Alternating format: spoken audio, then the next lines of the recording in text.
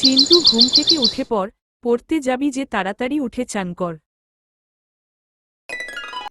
পড়ার জন্য চান করার কি দরকার?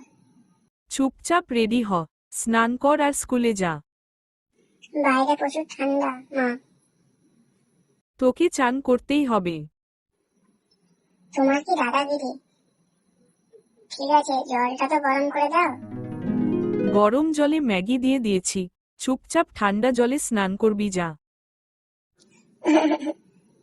ঠিক আছে, যাচ্ছি।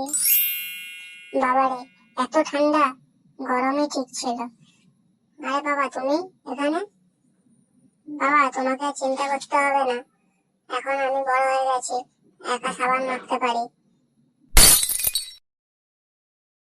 হ্যালো বাবা, কিছু বলো। আর কিছু বলছো না কেন? হ্যাঁ, বুঝতে পেরেছি, তুমি একটা পুতুল, একটা মূর্তি। এটা বুঝতে পারছি না মা, তোমার মতো একটা মূর্তি কখন বানালো? এটা মূর্তি না ভূত? তাড়াতাড়ি স্নান করবি যা, না হলে ঠান্ডা ম্যাগি খাওয়াবো। হ্যাঁ হ্যাঁ, চান করছি। ঠান্ডা জলে চান করলে মরে যেতেও পারি। এখন আমাকে ব্রহ্মাস্ত্র ব্যবহার করতে হবে। চান করতে কি মজা!